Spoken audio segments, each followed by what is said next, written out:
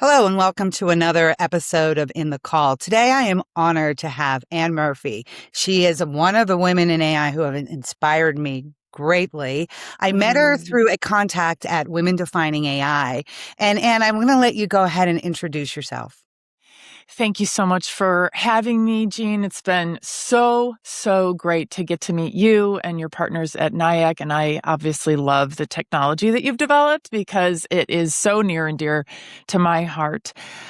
So I am the CEO and founder of She Leads AI, which is an AI academy grounded in powerful community. We didn't start out as an AI academy. We started out as just the place for women in AI to gather because there wasn't anywhere in 2023 and 2024. It Yes. was there. We were all in these meetings with just hodgepodge of people who were interested in AI, which then led women to say, this is nice. The guys are pretty cool. They're being, fair and respectful. And yet we want to talk about the things that women naturally gravitate toward. For example, how existential AI is, what Yeah. it's going to be like for our grandkids, what it's like for our parents, more than what gizmo gadget are we making today and what problem are we potentially solving or not. So that is part of the hat that I wear. I also do AI consulting. And in that, I have a standard offer I'd be happy to share with you or any of your listeners, because it took me 3.5 years to figure out, but I have the core offer that can be on rinse and repeat for most small, medium-sized businesses. So if anyone is interested in that formula, I've been sharing that publicly recently. But the other job that I have and that I show up for with the most gusto every single day is I'm the CEO and founder of Empowered Fundraiser Consulting. And in that role, my husband and I run fundraising campaigns for nonprofits, specifically after fundraising for 30 years for STEM fields. We now specifically work to fundraise for 8 and 9-figure third spaces. So our clients are museums, discovery centers, aquatic centers, and I just really feel strongly about having spaces that aren't work, that aren't school, that aren't home for us to build community resilience and indeed democracy. So Yes. that's a little bit about me, plus my Yeah, I why think you're built selling in. yourself a little short on that. That is not easy to get people to open up their checkbooks and write monies to you, like Oh, the yeah. fundraising piece. It's the same as sales in many ways. It It is is the sales. It same. is It's sales. the same. And this is why I love this topic of in the call, because I have spent all of my career in conversations where I am indeed encouraging people toward an impactful investment, Yep. right? Impactful for them, impactful for the organization, impactful for me as a girly who's worked on metrics for 35 years, now that I give myself my own metrics. And Right. before it was, my career was dependent on it. And being in the call and being able to see those signals that Yep. let you know what people are ready for in the conversation, Yep. and understanding after doing my own, my own work for so many years in this field, but also from a management perspective, needing to um, put a container around how you do those meetings, Yep. right? Yes. How you do continuous improvement, how your nervous system feels, what are those buying signals, and knowing, especially in sales and in fundraising, it's such a performative role, and you Mm-hmm. have so many people perceiving your success that it's impossible to tell anyone if you're neurodivergent. And look at all the women who are being diagnosed as neurodivergent in their Mm-hmm. 40s, Yep. right? Their late 30s, and they are salespeople. And they're going, wow, I was able to keep it together. I had all this data, all this reporting, all these databases, and I was able to keep it together. But now all of a sudden, I'm kind of confused in meetings.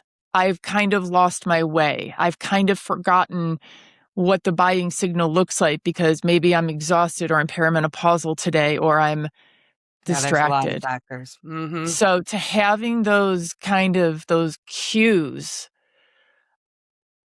invaluable.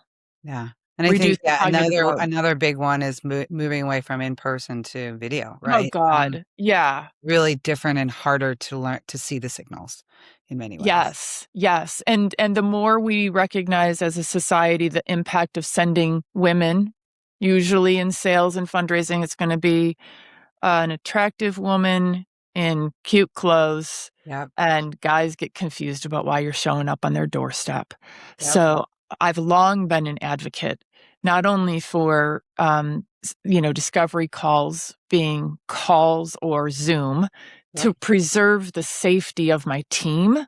yep, I've long been a fan of that. And now, as you know, because of this factor, I'm starting to investigate doing AI avatars yep. in fundraising, just doing it better than the guys, the tech bros who started that field. So, Yes, yes. So I wanna dig just a little bit deeper into She Leads AI, and one of the things you guys do is social Saturdays, and I've been part of it. And if for any listener out there, it is wonderful just to sit on a Saturday and give yourself that 1 to 2 hour time frame to just listen to what other really smart women are doing in AI. And I was on one, I think it was, you've just been on vacation for 2 weeks. It was yeah. right before the team went on vacation, but there was a young girl came on and said she was creating an agent so that the other AI agents could communicate with her the way she wanted to be communicated to. And so she was duplicating or making an agent for herself. And I thought that is so smart. I never even thought to do that. Right. Yep. And she would, I would love it. I'd love to never be mansplained to again. So I would be Yep. like, no mansplaining, Yep. please be my agent. But yes, just wonderful things like that come out in this community. If you want to talk to a little bit more about that, if it's open and free to everyone, kind of Oh, yeah. how is it? What is about social Saturdays? Yes. Social Saturdays is such a unique gathering that really came or so organically from what women were asking for. And then we kind of tried it. We did more product market fit work, talked to people about what they were enjoying. And about 6 months into it, folks were like, I need expertise. I need subject matter experts. I need to have that edge in conversations. And that was wonderful for skills building, and especially for some of us who need our brains tickled in a particularly challenging Mhm. way. However, it created a gap for beginners. Yep. So now, and I started talking to my friends at different conferences around the country, and I was asking them, like, what's your perception? They said, oh, She Leads AI isn't for beginners. We know it's not for beginners. I was like, oh, darn, we didn't want that to be Right. our brand. So then we brought in professional facilitators for Social Saturdays so that it could be more interactive. And so they both know how to, it's Beth They're Lyons and great. Jen They're both Schwartz, right? great, by the way. They Yeah. know how to draw people out. They're just excellent. And so they create a very safe environment for people to say, hey, this might seem silly, but I'm not quite sure how I get the Claude desktop app. I thought I did, but I'm not sure I did. It's a very safe space to say that. It's also a safe place to say, F tech bros. I can't, I just got mansplained. This guy on LinkedIn, and then everybody swarms into LinkedIn, into the woman's comments and says, oh, that was brilliant what you wrote. Like there's a solidarity building that Yes. goes on. And you can also pop off as the smartest person in the room. And we love that, right? We love to hear from the smartest person in the room because we are a brilliant group of women. So it is free.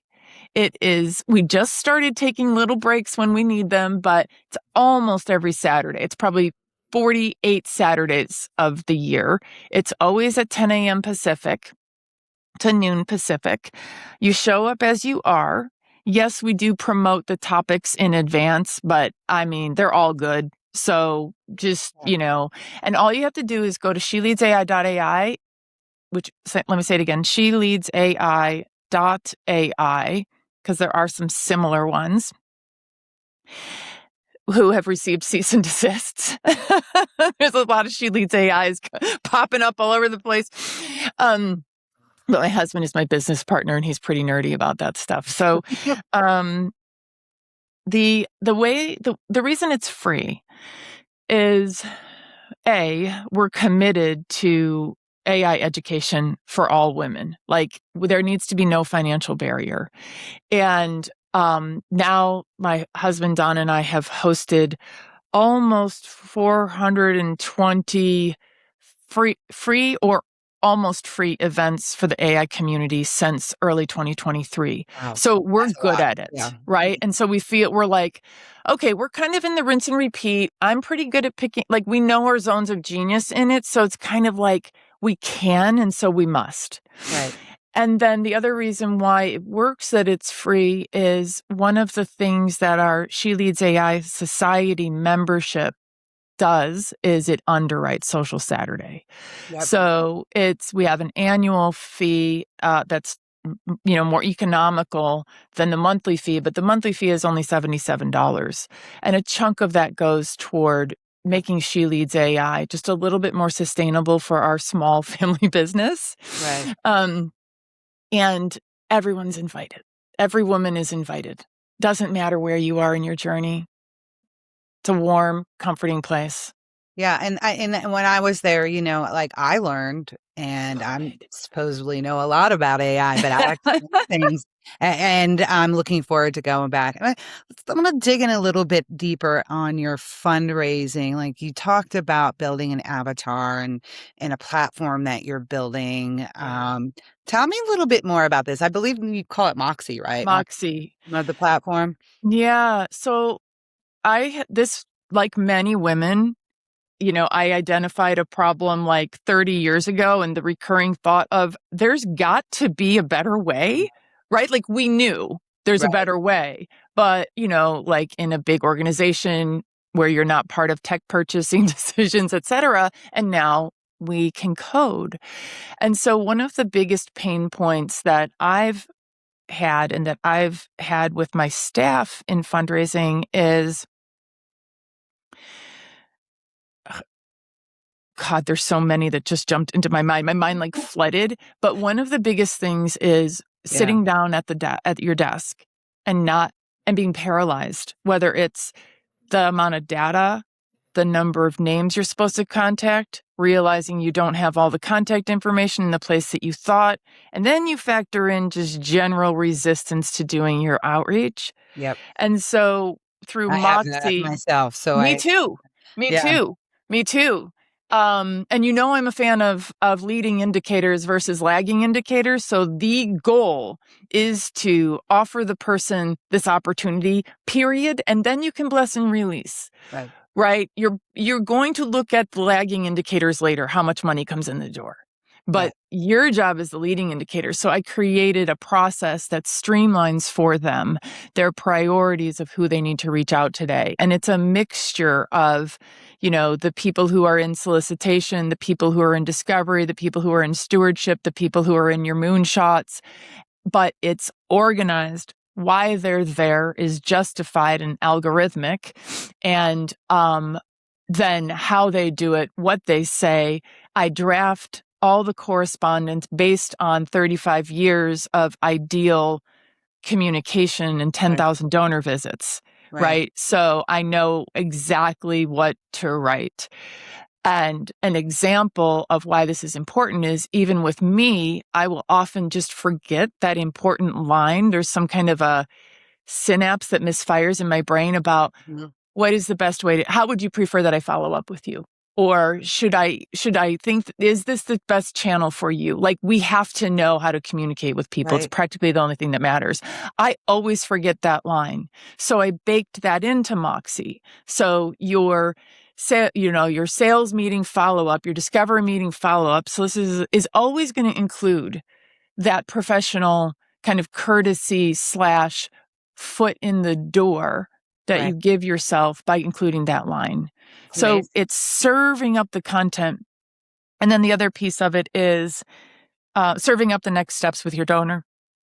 And the other piece is that it's built on data that quantifies the actual relationship, not just typical old school patriarchal capitalist, very short-sighted wealth ratings for people. So these wealth ratings are based on stuff like, do they live in Atherton, California? Right. Not, are they upside down, right? In Atherton, they're not, but in Sunnyvale, maybe. Are they upside down? Just because they have a multi-million-dollar house doesn't mean they have even an asset. Right. Right. So then you get into like some other skeevier data that gets brought into it, but yet you have all these people who are so dedicated to justice, equity, and transparency who are now building fundraising operations on gross data. So we bring in the whole relationships picture. All of those are data points about their propensity, not their capacity. What do they love about the organization? Who do they know? And what's the constellation of donors, potential donors, volunteers, major donors? Where does this person sit in there? Right. And so we bring in all of that, including the fundraiser and the executive directors, et cetera, downloads and from their brain into Moxie. And all of that is quantified so that when we say to a board, can we actually raise this amount of money for this campaign?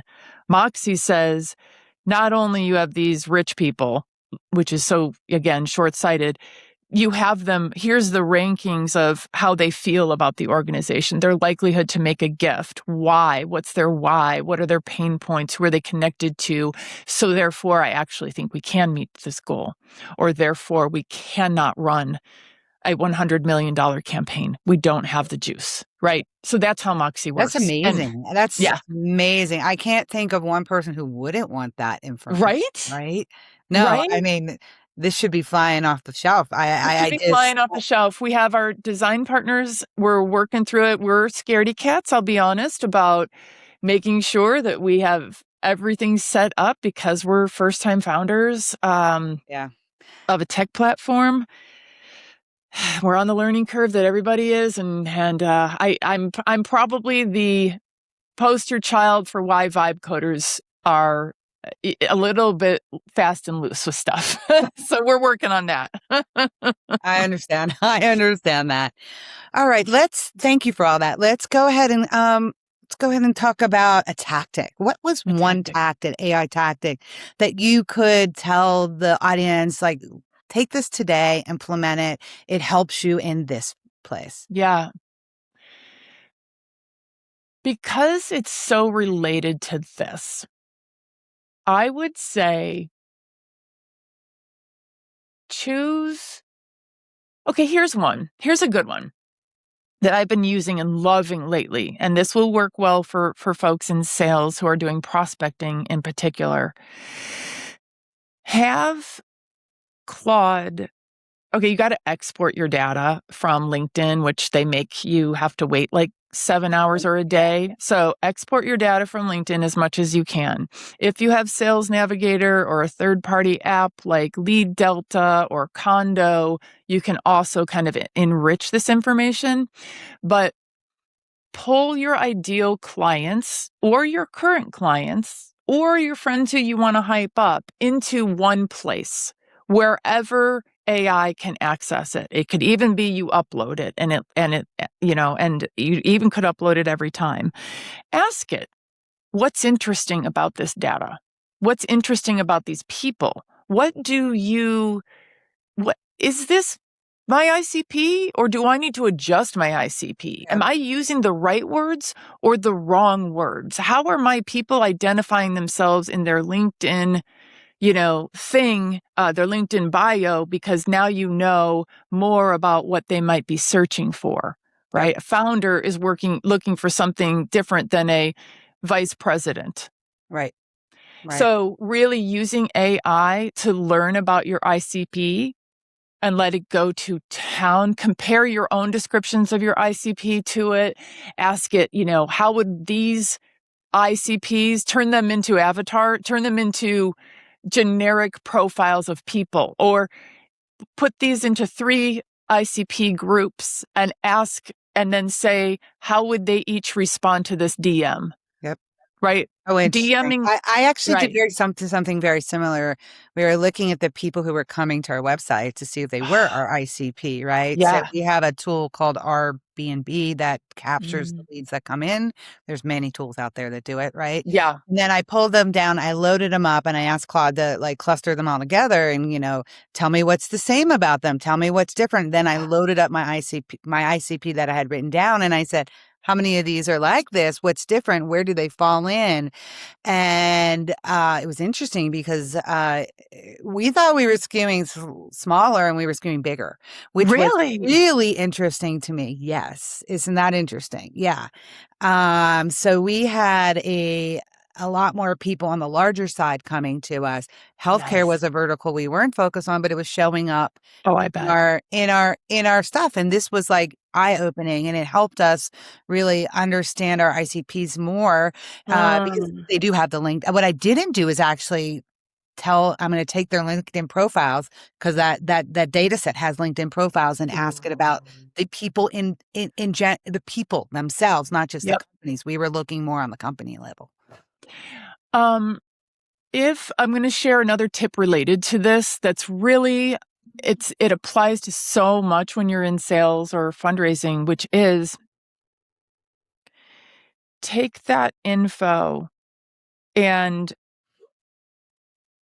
make a routine prompt that you use every single time that asks those questions. Like you were saying, like, is it skewing higher? Is it skewing lower? Yeah. And then I have something called Dossier Extreme, where I pull, it's just a standard prompt and anyone could, make this, but it's, how do they describe themselves on LinkedIn? Sometimes AI will give you a hard time with LinkedIn, because LinkedIn is LinkedIn, and it makes it hard to Yeah. scrape. You're not scraping, but it doesn't matter.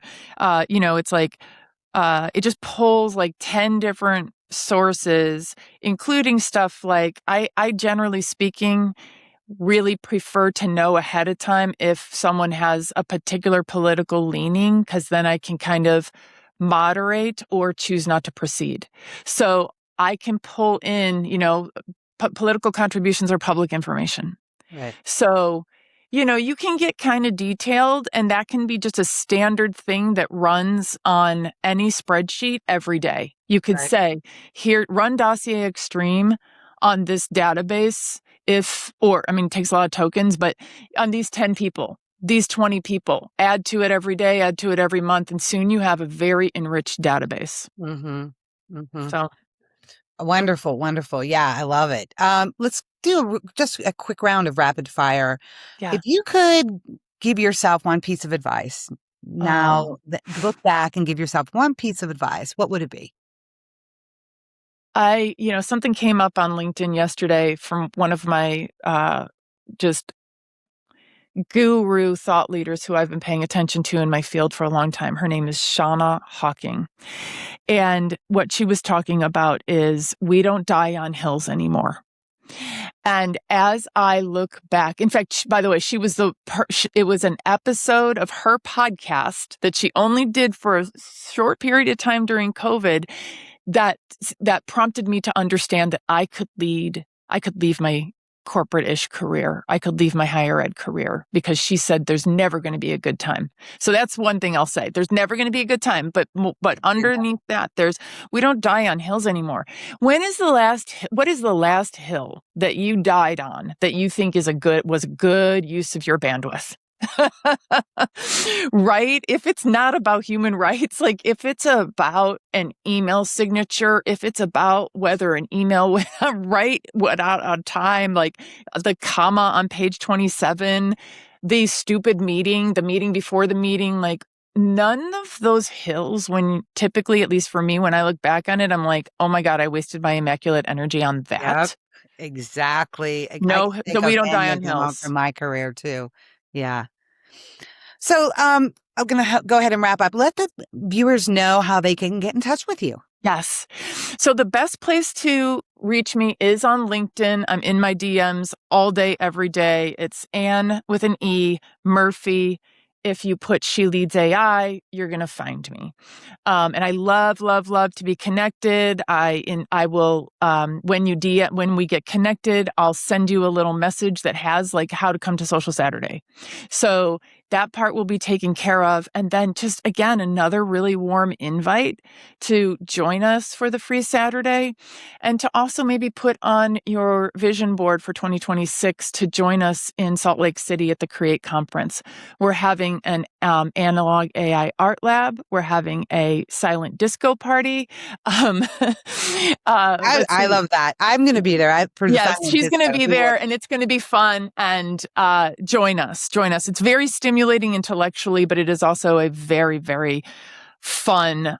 Lots of extracurriculars that make it really fun and wholesome and What inclusive. I like to call it the South by Southwest, when South by Southwest was smaller and kind of Yes. very much have that feel of the same Yeah. South by Southwest. Yes. And thank you again. Thank It has you. been great. And thank you. And all the listeners, please contact Anne. She is amazing. Thank you so much for having me, Jean. That was really fun. Thank you all. Bye-bye.